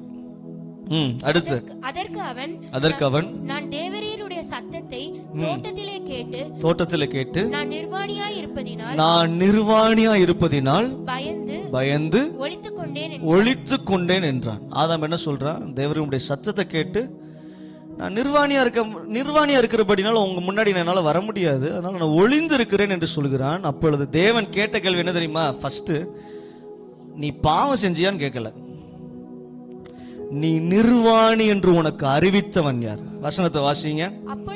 அப்பொழுது அவர் நீ நிர்வாணி என்று உனக்கு அறிவித்தவன் யார்? நிர்வாணி என்று அறிவித்தவன் யார்? தேவனுக்கு நல்லா தெரியும், என் மகிமையில படைச்ச ஒருத்தன் நிர்வாணப்படுத்தி அவனை கிண்டல் செஞ்சிருக்கான், பரியாசம் செஞ்சிருக்கான்ட்டு அவர் வந்தவனை ஆதாமை பார்த்து கேட்கவில்லை, நீ பாவம் செய்தாயா? உன்னை நிர்வாணி என்று உன்னை அறிவித்தவன் யார் கேட்கிறார். பிசாசுதான் உன்னை நிர்வாணின்னு உன்னை குத்தப்படுத்தி இருப்பான். பிசாசுதான் உன்னை நிர்வாணின்னு ஒரு குற்ற மனசாட்சியை கொடுத்திருப்பான். நீங்க நல்லா யோசிச்சு பாத்தீங்கன்னா தெரியும், ஆதாம் நிர்வாணி ஆக்கப்பட்டான் என்று பிசாசு நீ நிர்வாணின்ட்டு பிசாசு அவனை பார்த்து பரியாசம் செஞ்சிருப்பான். நீ தேவ மகிமை ஒண்ணு விட்டு போயிருச்சு, தேவ சாயல் ஒண்ணு விட்டு போயிருச்சு, பாத்தியா உன்னை நிர்வாணி ஆக்கிட்டேன் பாத்தியா? தேவன் உன்னை தேடி வரமாட்டார், தேவன் உன்னை விட்டுருவாரு. உன்னை என்னென்னவோ குற்ற மனசாட்சி அநேகமா கொடுத்திருக்கலாம். அடுக்கடுத்து அதிகாரத்துல வாசிக்கும் பொழுது தேவன் அவரே ஒரு தோல் உடையை ஏற்படுத்தி ஆதாமின் நிர்வாணத்தை மறைத்தார், ஆதாமின் நிர்வாணத்தை மூடினார். முதல் மனிதன் செய்த முதல் பாவத்திற்கு அவன் நிர்வாணி ஆக்கப்பட்ட பொழுது பிசாசு வந்து சொன்னா, நீ நிர்வாணி நிர்வாணி. அதனாலதான் ஆண்டவர் கேட்டார் ஆதாமை பார்த்து. அவன் பாவம் செஞ்சது கூட ஆண்டவருக்கு பெரிய விஷயமா தெரியல, அவன் பாவம் செஞ்சது கூட அப்பாவுக்கு பெரிய தப்பா தெரியல. உன்னை யாருடா நிர்வாணின்னு சொன்னது? என் பிள்ளைய பார்த்து உன்னை நிர்வாணி என்று உன்னை பரியாசம் செய்தவன் யார்? இதுதான் முதல் கேள்வி, ஆதாம்கிட்ட கேட்ட கேள்வி. நீ ஏன் பாவம் செஞ்ச, உனக்கு இது எப்படிப்பட்ட தண்டனை தெரியுமா, என்ன தண்டனை கொடுக்க போறேன் தெரியுமா, அதெல்லாம் ஒண்ணுமே கேட்கல. உன்னை நிர்வாணி என்று. நான் சொல்றேன், இன்னொருத்த உங்க பிள்ளைய பார்த்து பேசினா எப்படி இருக்கும், இன்னொருத்த உங்க பிள்ளைய பார்த்து குறை சொன்னா எப்படி இருக்கும்? அதே கோபம் தான் தேவனுக்கு இருந்தது, உன்னை நிர்வாணி என்று அறிவித்தவன் யார் என்று. ஆனா அதே தேவன் ஒட்டுமொத்த பாவத்தையும் இயேசு கிறிஸ்து மேல் சுமத்தி விட்டு, ஒட்டுமொத்த சாபத்தையும், ஒட்டுமொத்த தரித்திரத்தையும், ஒட்டுமொத்த நோய்களையும் இயேசு கிறிஸ்து மேல் சிலுவையிலே சுமத்தி விட்டு அவரை நிர்வாணப்படுத்தி விட்டு, ஆதாமை நிர்வாணி என்று சொன்னவர் மேல் கோபப்பட்ட தேவன் இங்க அவருடைய குமாரன் மனுப்புத்ததற்காக நிர்வாணியா இருக்கும்போது அவர் அமைதியா இருக்கிறார். தேவன் பரலோக பிதா, அவருடைய மனநிலைமை எப்படி இருந்திருக்கும்? ஆதாமின் நிர்வாணத்தை மூடி மறைத்த தேவன், தோல் உடையை எடுத்து மூடி மறைத்த தேவன், தன்னுடைய சொந்த குமாரனை, பரலோக இளவரசனை நிர்வாணப்படுத்தி விட்டு அவர் எப்படி, அவருடைய மனநிலைமை எப்படி இருக்கும் நீ யோசிச்சு பாருங்க. காரணம் நமக்காக நாம் நிர்வாணமாய் செய்த பாவங்கள் எல்லாம் அவருடைய உடலில் போய் சேர்ந்தது. நாம் செய்த ஒவ்வொரு தவறுகளும், ஒவ்வொரு பாவமும், ஒவ்வொரு அக்கிரமும் அவருடைய உடலில் சுமத்தப்பட்டது. மெய்யாகவே அவர் நம்முடைய பாடுகளை ஏற்றுக்கொண்டார், மெய்யாகவே அவர் நம்முடைய துக்கங்களை சுமந்து கொண்டார். நமக்கு சமாதானத்தை உண்டு பண்ணும் ஆக்கினை அவர் மீது வந்தது. ஆதாமை நிர்வாணப்படுத்தின பிசாசு மேல் அவ்வளவு கோபப்பட்ட தேவன் இரண்டாம் ஆதாமாக இயேசு கிறிஸ்துவை ஒட்டுமொத்த மனுக்குலத்துக்காகவும் நிர்வாணப்படுத்தினார். உன்னை நிர்வாணி என்று உனக்கு அறிவித்தவன் யார் என்று கோபப்படுத்தின தேவன் இன்றைக்கு அமைதியா சிலுவைக்கு முன்பாக தேவ பிரசன்னம் அப்படியே அமைதியா நின்று கொண்டிருந்தது. ஒன்றுமே பேச முடியவில்லை. மொத்த பரலோகம் அமைதியா இருந்தது, மொத்த பரலோகம் நிசப்தமா இருந்திருக்கும். அந்த நேரத்துல பரலோகம் இப்படி இருந்த நேரத்துல பரலோகத்தின் மென்டாலிட்டி இப்படி இருந்திருக்கும். ஆனா மொத்த நரமும் கொண்டாடி இருக்கும். அன்னைக்கு ஆதாம நிர்வாணப்படுத்தினப்போ கோவப்பட்ட தேவன் இன்னைக்கு வாயை மூடிட்டு அமைதியா இருக்கிறார். இன்னைக்கு பேசாம அமைதியா இருக்கிறாரு. ஆதாம் முதல் மனுஷன் நம்ம பாவத்தை கொடுத்து அவனை நிர்வாணப்படுத்தின பொழுது அவ்வளவு கோவப்பட்டு உன்னை நிர்வாணி என்று உனக்கு அறிவித்தவன் யார் என்று கேட்டதவன் இன்னைக்கு அமைதியா இருக்கிறார் என்று பரலோகம் கொண்டாடி இருக்கும். இதைவிட நான் கொண்டு வந்த பாவத்திற்கு பரலோக இளவரசனை, தேவ குமாரனை பலி கொடுக்க வச்சிட்டோம். நான் பூமிக்கு கொண்டு வந்த ஒரு பாவத்திற்கு, நான் பூமிக்கு கொண்டு வந்த ஒரு பொருளுக்கு, நான் பூமிக்கு கொண்டு வந்த ஒரு காரியத்திற்கு இயேசு கிறிஸ்துவே பலியாகிட்டோம். இயேசு கிறிஸ்துவே நம்ம கொன்னுட்டோம். அவருடைய ஜீவனையே, அவருடைய இரத்தமே இந்த பூமியில சிந்த வச்சிட்டோம். அவருடைய உயிரை நம்ம பறித்து விட்டோம் என்று நரகம் கொண்டாடி இருக்கும். நரகம் பரியாசம் பண்ணிருக்கும். ஆதாமோடு பரியாசம் பண்ணின பிசாசு கண்டிப்பா இயேசு கிறிஸ்துவை பார்த்து பரியாசம் பண்ணாம இருந்திருப்பான். நிர்வாணி நிர்வாணி நிர்வாணி நிர்வாணி, நீ தேவனுடைய சாயலிருந்து பிரிக்கப்பட்டு விட்டாய், தேவனுடைய மகிமை இழந்து விட்டாய் என்று ஏதேன் தோட்டத்தில் ஆதாமை பார்த்து பரியாசம் பண்ணின பிசாசு இயேசு கிறிஸ்துவை பார்த்து மொத்த நரக தூதர்களும் அவனுடைய பிசாசின் தள்ளப்பட்ட தூதர்கள் எல்லாரும் பரியாசம் பண்ணிருப்பாங்க. எல்லா பரியாசத்தையும் இயேசு கிறிஸ்து தாங்கினது நமக்காக, எல்லா பரியாசத்தையும் ஏற்றுக்கொண்டது நமக்காக. இந்த பரியாசத்திற்கு இயேசு கிறிஸ்துவை தேவன் ஒப்பு கொடுத்தது நமக்காக. லேபானா கா ஷல்பானா ராந்தரபா லிபரஹ டலரபா ஷந்தேனரியால் தொரியோ ரெபாட்டில் மகா ஷந்தலாந்தரியே. நான் உங்களை பார்த்து கேட்கிறேன், நீங்க ஏதோ ஒரு பஸ் ஸ்டாண்ட்லயோ ஏதோ ஒரு இடத்துல நீங்க ஒரு நாள் நீங்க நிர்வாணமா நின்னு பாருங்க, உங்களுக்கு தெரியும். உங்களால நிக்க முடியுமா? இதே தென்காசி பஸ் ஸ்டாண்ட்ல என்ன நிர்வாணப்படுத்திருந்தா, நான் உங்க ஒரு சர்ச்சுக்கு ஒரு பாஸ்டரா இருக்கிறேன், என்ன நிர்வாணப்படுத்திட்டாங்கன்னா நீங்க எந்த அளவுக்கு வேதனைப்படுவீங்க? உங்களை நிர்வாணப்படுத்தினா எந்த அளவுக்கு நீங்க வேதனைப்படுவீங்க? மனுக்குலத்திற்காக பூமியை படைத்து ஒரு உன்னத நோக்கத்தை அவனுக்குள்ள வைத்துட்டு அவன் தவறி விழுந்தாலும் எந்த அளவுக்கு தேவன் உயிரை கொடுத்தாரு, அவருடைய மானத்தை விட்டுட்டாரு, அவருடைய மரியாதையை விட்டுட்டாரு, அவருடைய மகிமையை இழந்துட்டாரு, அவருடைய மகத்துவத்தை இழந்துட்டார். இயேசு கிறிஸ்து நமக்காக அடிமையின் ரூபத்தை எடுத்து தேவனுக்கு சமமானதை கொள்ளை பொருள் என்று எண்ணாமல் அதை எல்லாவற்றையும் துறந்து நிர்வாணமாய் மாறினது நமக்காக. ஒரு நீங்க ஏதோ ஒரு இடத்துல நீங்க நிர்வாணப்படுத்தப்பட்டிருந்தீங்கன்னா இந்த வேதனை இன்னும் உங்களுக்கு ஆழமா புரியும்.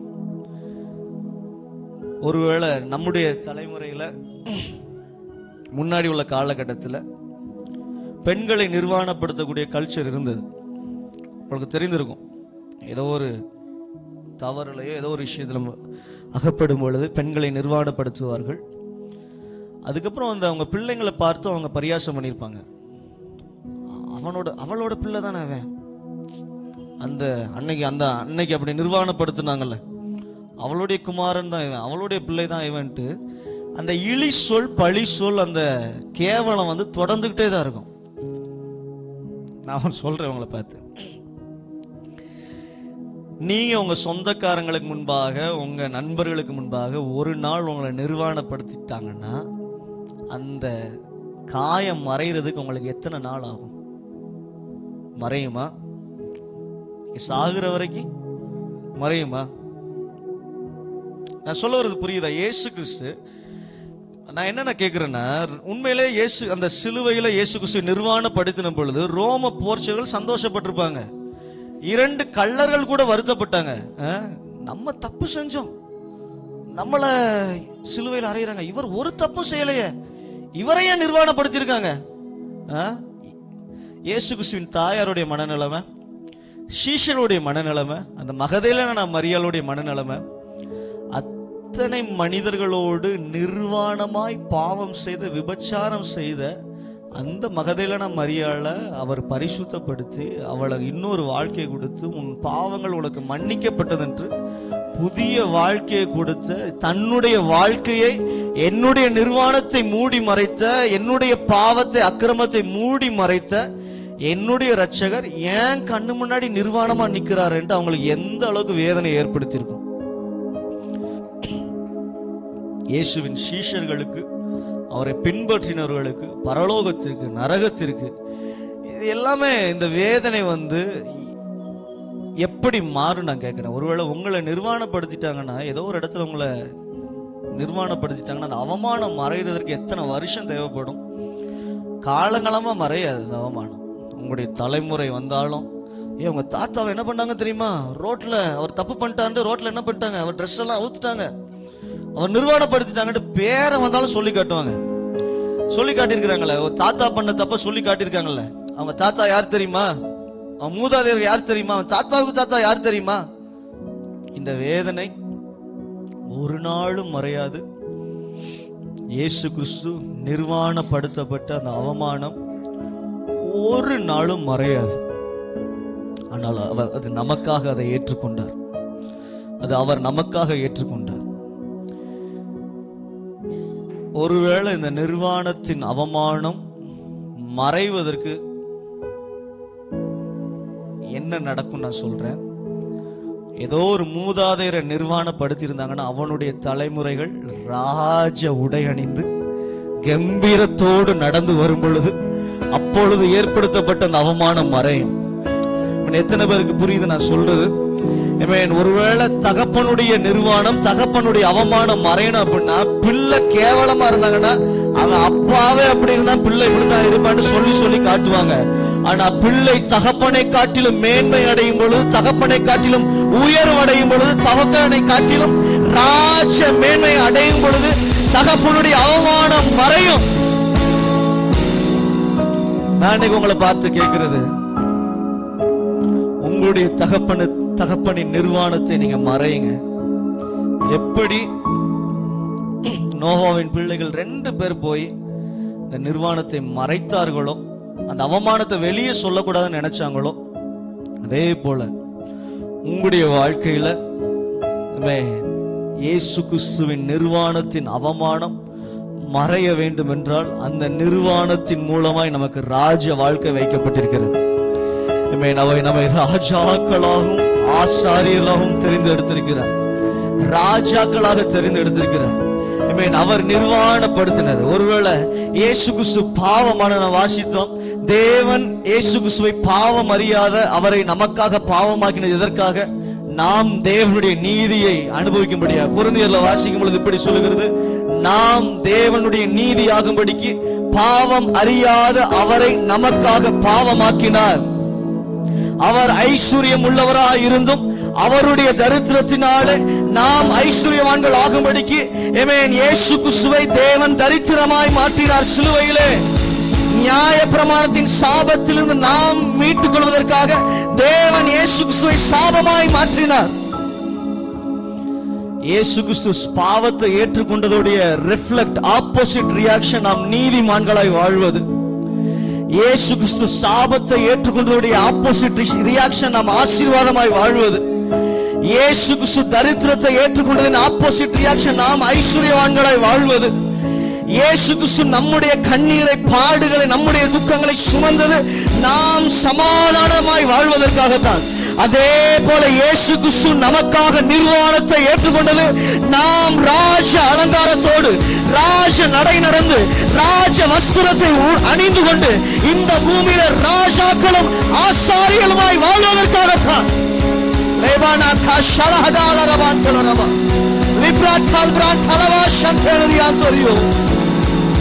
Thank you, Jesus. Lebana shalahadalar antarebe. நான் உங்களை பார்த்து நான் சொல்கிறேன், தகப்பனின் அவமானத்தை மறைக்கிற, மாற்றுகிற பிள்ளைகளாய் நாம் இருப்போம். எத்தனை பேருக்கு வெறி வருது? நான் இந்த நிலைமையில இருக்கக்கூடாது, இந்த தரித்திரத்தில் நான் இருக்கக்கூடாது, இதுக்காக அவர் நிர்வாணியா தொங்குனாரு. நான் இந்த கடன்ல இருக்கக்கூடாது, இதற்காக அவர் நிர்வாணியா தொங்குனாரு. நான் இந்த நோயில இருக்கக்கூடாது, இதற்காக அவர் நிர்வாணியா தொங்குனாரு. நான் இந்த சாபத்தில் இருக்கக்கூடாது, இதற்காக அவர் நிர்வாணியாய் தொங்குனாரு. என் ஊழிய இந்த நிலைமையில இருக்கக்கூடாது, இதற்காக அவர் நிர்வாணியாய் தொங்குனார். என் வாழ்க்கை, என் பிள்ளைங்களுடைய வாழ்க்கை இப்படி இருக்கக்கூடாது, இதற்காக அவர் நிர்வாணியாய் தொங்குனார். உங்கள் லைஃப்ல, உங்க இருதயத்துல அந்த இம்பாக்ட் ஏற்படும் பொழுது பிசாசு எவ்வளவு சோதனை கொண்டு வந்தாலும் மிதித்து, இது என் நிலைமை கிடையாது, இது என் லெவல் கிடையாது, இது என் வாழ்க்கை கிடையாது, பிசாசை தோற்கடிக்கிற ஒரு தலைமுறையா, பிசாசை ஜெயம் எடுக்கிற ஒரு தலைமுறையா ரிவைவல் ஜெனரேஷன் உண்டாகட்டும் இயேசுவின் நாமத்தினால. தகப்பனின் நிர்வாணத்தை மாற்றுகிற தலைமுறையாய், தகப்பனின் அவமானத்தை மாற்றுகிற தலைமுறையாய், தகப்பன் எதற்காக மரித்தாரோ, தகப்பன் எதற்காக ஜீவனை கொடுத்தாரோ, தகப்பன் எதற்காக தன்னுடைய சொந்த ரத்தத்தை சிந்தி சம்பாதித்து வைத்தாரோ அதை அனுபவிக்கிற தலைமுறையாய், அதை அனுபவிக்கிற பிள்ளைகளாய் நான் தேவ நீதியில நடப்பேன். நான் ஆசீர்வாதமாய் இருப்பேன், நான் ஐஸ்வர்யமானாய் இருப்பேன், நான் ஆரோக்கியமானவனாய் இருப்பேன், நான் அநேகர்களுக்கு கடன் கொடுப்பேன், நான் கோடியா பெருகுவேன். நான் இப்பொழுது இருக்கிற நிலைமையை காட்டிலும் 1000 மடங்கு நான் பெருகுவேன், 1,00,000 மடங்கு பெருகுவேன். என் ஊழிய இந்த லெவல்ல இருக்காது, என் வாழ்க்கை இந்த லெவல்ல இருக்காது, என் தொழில் இந்த லெவல்ல இருக்காது. இதற்காக என் தகப்பன் நிர்வாணியாய் மாற்றப்படவில்லை.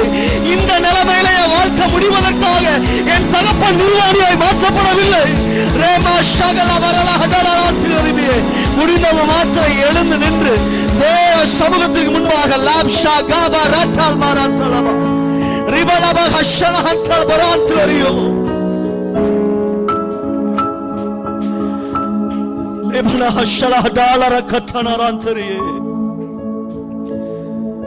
அவர் எந்த அளவுக்கு அடிமையின் ரூபம் எடுத்தாரோ அந்த அளவுக்கு நாம் ராஜமேன்மை அடைவோம். அவர் எந்த அளவுக்கு பாவ சாயலானாரோ அதே அளவுக்கு நாம் மகிமையின் சாயலை அடைவோம். அவர் எந்த அளவுக்கு தரித்திரத்தின் சாயலானாரோ அதை காட்டிலும் அதோடைய ஆப்போசிட் ரியாக்ஷன். அவர் என்னுடைய தரித்திரத்தை ஏற்றுக்கொண்டார். என்னுடைய தரித்திரத்தை ஏற்றுக்கொண்டார். என்னுடைய என் வாழ்க்கையில தரித்திரம் இருக்கக்கூடாது. என் வாழ்க்கையில தரித்திரத்துக்கு அனுமதி கிடையாது. ஏனென்றால் என் தகப்பன் எனக்காக நிர்வாணியாய் சிலுவையில் தொங்கினார். நான் தரித்திரத்தை அனுபவித்தே இருந்தால் அவர் நிர்வாணியாய் மாற்றப்பட்டதற்கு பிரயோஜனம் இல்லை. நாம் இன்னும் நம் தரித்திரத்தில் இருந்தோம்னா அவர் எதற்காக, என்ன நோக்கத்திற்காக அவர் நிர்வாணியாய் மாற்றப்பட்டாரோ இன்னும் அவருக்கு வேதனையை கொடுத்து கொண்டேதான் இருக்கும்.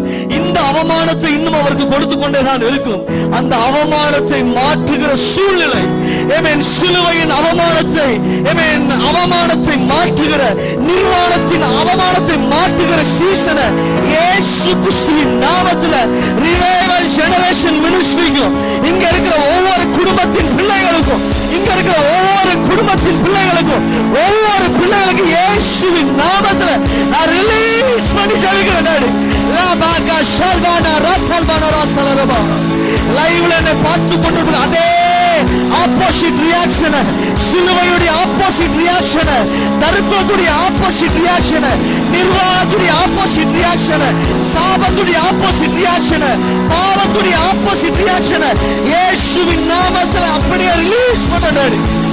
ரால்மாகா ஷாகால் பாலாரா லிபரன மகதா ரனாரியா கலமா ரேமா குஷா குரோட்டால் போனியா கல்பா லிபர ஹலிலாலா கிஷிக்கரா ரியாக்கல் வனரா தினரிபியோ தேவா கன்மாயலா தேவ்லாக்கல் மகாத்மாவரா லிபரன மஷம்லியா குர்கோலியா துரியோ தேஷ்னாக்கல் மனாத்தலா நிப்ரிலாக்கல் மனாத்தல் வரஹதல ரமாந்திரியே. அவமானம் இனி இல்லை, அவமானம் இனி இல்லை. இனி ஒருத்தனவங்களை அவமானப்படுத்த முடியாது, ஒருத்தனவங்களை அவமானப்படுத்த முடியாது, ஒருத்தனவங்களை அவமானப்படுத்த முடியாது. ஒருவனும் விரல் நீட்டி உங்கள் முன் பேச முடியாது, ஒருவனும் விரல் நீட்டி உங்கள் முன் பேச முடியாது. உங்கள் லெவல் மாறுது. நிர்வாணமாக்கப்பட்ட இயேசுவின் மூலமாக, நிர்வாணமாக்கப்பட்ட இயேசுவின் மூலமாக உங்களுடைய லெவல் மாறுது. ராபாக ஷலஹதாலமா லாப்ரானா கிட்டே நாஷிகாரா லிபன மனஹதல ரகதாரி மாந்திரியோ ரூஷக்ல ஹலாப்ரா கஷதா மாந்திரியா ரல்பன ஹத்தால வல கத்தலமா ரிமன ஹபல கஷலஹந்திரியே. Oh, thank you Jesus. நன்றி இயேசுவே. லிபன ஹஷலஹந்தரமா நீங்கள் நிர்வாணமாய் செய்த பாவத்திற்கு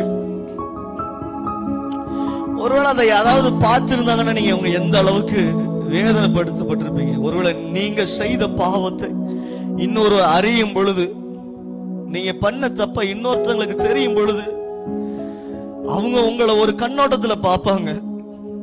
இவ்வளவு மோசமானவனா நீ, இவ்வளவு கொடூரமான பாவியா நீ என்று. அந்த அவமானத்தை நம்மளால் தாங்க முடியாது, அந்த குற்ற மனசாட்சி நம்மளால் தாங்க முடியாது. ஒரு பாவமும் அறியாத பரிசுத்தத்தின் ஊற்று அவர். நான் பரிசுத்தராய் இருக்கிறது போல நீங்களும் பரிசுத்தராய் இருங்கள் என்று தேவதூதர்கள் 24 மணி நேரமும் ஓயாமல் போற்றி துதிக்கிற பரிசுத்தர் என்றும் நாமமுடையவர். பரிசுத்தர் பரிசுத்தர் பரிசுத்தர் பரிசுத்தர் பரிசுத்தர் பரிசுத்தர். மகிமையினால் நிறையப்பட்டவர், பரலோகத்தின் மகிமையினால், பரலோகத்தின் மகத்துவத்தால் நிறையப்பட்டவர். நமக்காக நிர்வாணமாய் மாறினது நம்ம இந்த லெவல் இருப்பதற்கு கிடையவே கிடையாது. நம்ம இந்த லெவல் இருப்பதற்கு கிடையாது. லேமனா கஷலா தாலபராத்தினரியாந்தோ ரிபஹதுரபகு ஷிதாப்ராத்தல் மனாத்தா பிரகத்திலாஞ்சித்ரே தேஷாಖರ ಗಬ್ಲಾಥನಾಥಲ್ ಬ್ಲಹಟಿಲಾರಿಯಾಂತೋರಿಯೋ. நாம் தேவ நீதியாகும்படிக்கு, நாம் சுத்த மனசாட்சி அடையும்படிக்கு,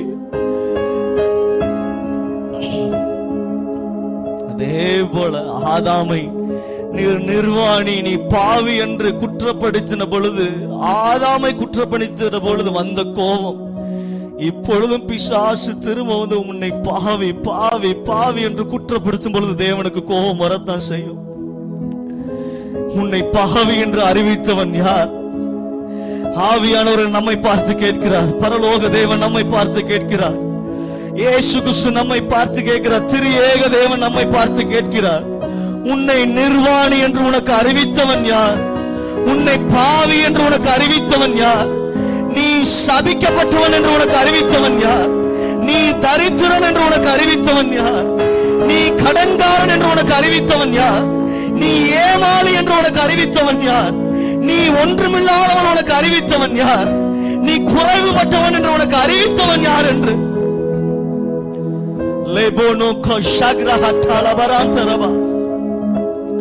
பிசாசு அறிவித்த எல்லா பொய்களையும் தூர எறிந்து விடுங்கள். பிசாசு உங்களுக்கு சொன்ன எல்லா பொய்களையும், எல்லா அண்டர் எஸ்டிமேஷனையும் தூர எறிந்து விடுங்கள். நான் பாவி கிடையாது. நான் அவருடைய இரத்தத்தினால் நீதிமானாக்கப்பட்டிருக்கிறேன். அவருடைய ஜீவனால், சிலுவையினால் நான் பரிசுத்தமாக்கப்பட்டிருக்கிறேன்.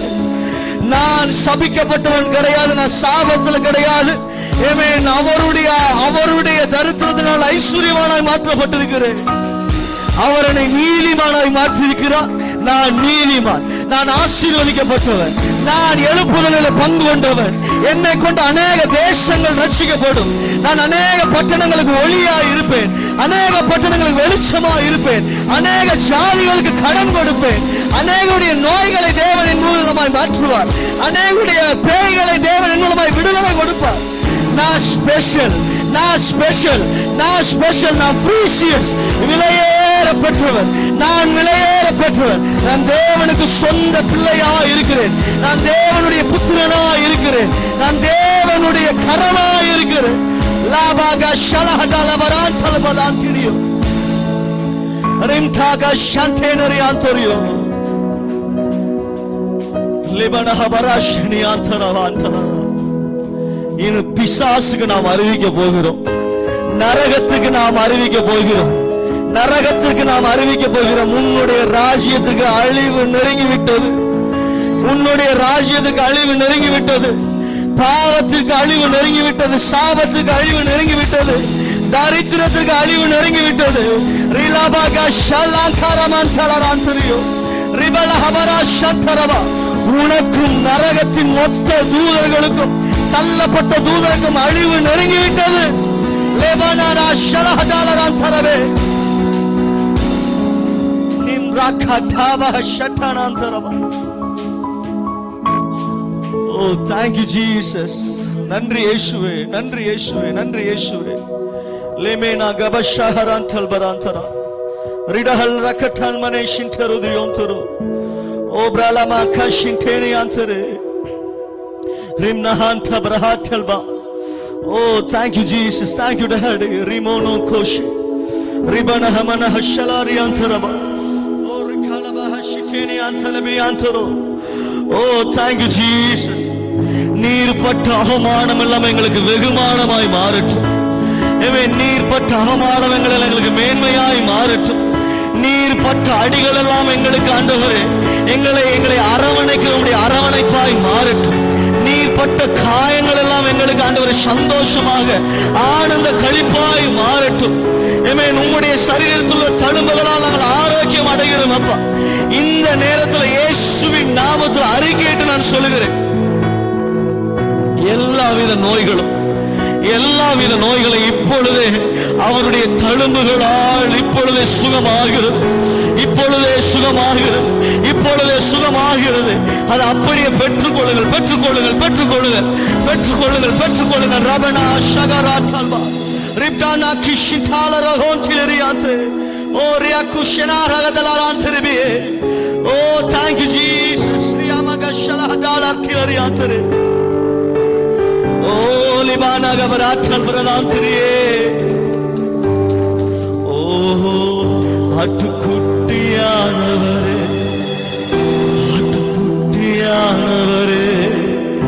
ஆட்டுக்குட்டியானவரே எனக்காக பலியானி. ஆட்டுக்குட்டியானவரே ஆட்டுக்குட்டியானவரே ஆட்டுக்குட்டியானவரே பாவங்கள் சுமந்தே உமக்கே எங்கள் ஆராதனை. உமக்கே உமக்கே எங்கள் ஆராதனை. உமக்கே எங்கள் ஆராதனை. உமக்கே எங்கள் ஆராதனை. ஓ, என் பாவம் யாவையும் உடலிலே சுமந்தீரே. என் பாவம் யாவையும் உடலிலே சுமந்தீரே. நீதிமானாக என்னை மாற்றினீர். நீதிமானாக என்னை மாற்றினீர். கிருபையால் இலவசமாய் நீதிமானானேனே. கிருபையால் இலவசமாய் நீதிமானானேனே. சிலுவை மரணத்தில் என் பாவங்கள் நீங்கியதே. சிலுவை மரணத்தில் என் பாவங்கள் நீங்கியதே. உமக்கே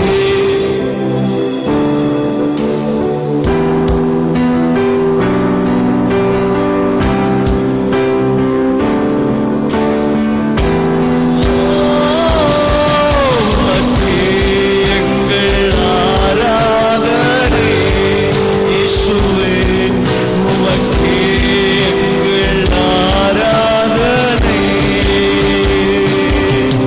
ஓ, வல்லமையும் கனமும் ஞானமும் ஐஸ்வர்யமும் தயையும் ஸ்தோத்திரமும் உமக்கே உரியதே. வல்லமையும் கனமும் ஞானமும் ஐஸ்வர்யமும் ஸ்தோத்திரமும் கனமும் உமக்கே உரியதே. இயேசுவே இயேசுவே ஆட்டுக்குட்டியானவரே எங்கள் இயேசுவே. இயேசுவே எல்லா மகிமைக்கும் பாத்திரரே. எங்கள் இயேசுவே. இயேசுவே ஆட்டுக்குட்டியானவரே. எங்கள் இயேசுவே. இயேசுவே எல்லா மகிமைக்கும் பாத்திரரே. ஏசப்பா இயேசுவே உம்முடைய நிர்வாணத்தை மாற்றுகிற வாழ்க்கை எங்களுக்கு தாங்க டாடி. உம்முடைய அவமானத்தை மாற்றுகிற வாழ்க்கை நாங்கள் வாழணும்ப்பா. ஆமென். எவ்வளவு நிர்வாணப்படுத்தப்பட்ட அவமானப்படுத்தப்பட்ட உண்மை நாங்கள் மகிமைப்படுத்துவோம். இனிமே பிசாசு கண்களுக்கு முன்பாக உம்மை ஆராதித்து மகிமைப்படுத்துவோம். ஆமென். நான் கொண்டு வந்த பாவத்திற்கு பரலோக இளவரசனையே பரலோக ராஜாவையே தேவகுமாரனையே நாங்கள் நிர்வாணப்படுத்தி விட்டோம் என்று கொக்கரிக்கிற கம்பீரிக்கிற நரகத்திற்கு முன்பாக பிசாசுக்கு முன்பாக நாங்கள் உம்மை மகிமைப்படுத்தி உம்மை நாங்கள் மேன்மைப்படுத்துவோம் அப்பா. இனி உம்மை முழு மனதோடு உம்மை நாங்கள் ஆராதித்து உம்மை மேன்மைப்படுத்துவோம். அந்த அவமானத்தை மாற்றுவோம். அந்த நிந்தையை மாற்றுவோம். இயேசுவே நீர் எதற்காக இவ்வளவு துக்கங்களை அனுபவித்தீரோ, இவ்வளவு வேதனை அனுபவித்தீரோ, மனதளவில் உடல் அளவில் ஆவிக்குரிய பாரத்துல ஆத்தும பாரத்துல நீர் அனுபவித்த எல்லா பாரத்தையும் நீக்குகின்ற உம்மை சந்தோஷப்படுத்துகின்ற உம்மை மகிமைப்படுத்துகின்ற வாழ்க்கையை நீ நாங்கள் வாழ போகிறோம் டாடி. செய்வதாக.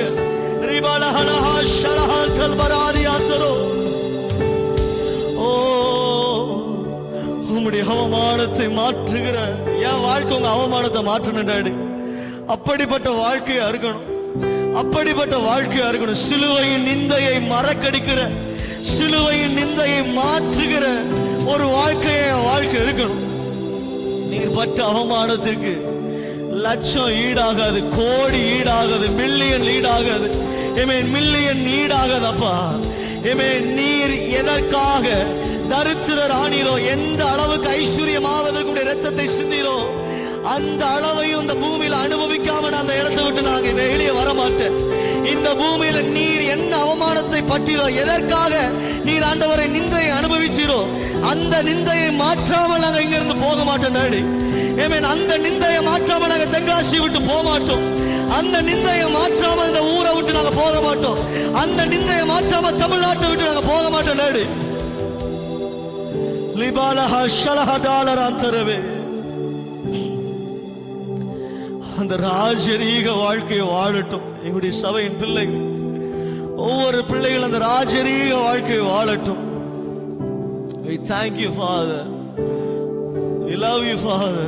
Thanks for your mighty presence. மகிமை நிறைந்த பிரசன்னத்திற்காக நன்றி.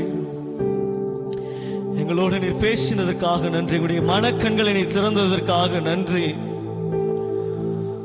உம்முடைய நிர்வாணமும் உம்முடைய அவமானமும் எங்களை ஐஸ்வர்யவானாகவும் எங்களை ஆசீர்வாதமானவனாகவும் மாற்றும். அதை அப்படியே விசுவாசிக்கிறோம், அறிக்கை இடுகிறோம், அதை நாங்க ப்ரொக்ளைம் பண்றோம், டிக்ளேர் பண்றோம் டாடி. உம்மை மகிமைப்படுத்துகிறோம், எல்லா துதிகனமையும் உமக்கு செலுத்துகிறோம். நீர் ஆளுகை செய்ததற்காக நன்றி. இயேசுவின் நாமத்தில் ஆமென், ஆமென், ஆமென், ஆமென், ஆமென்.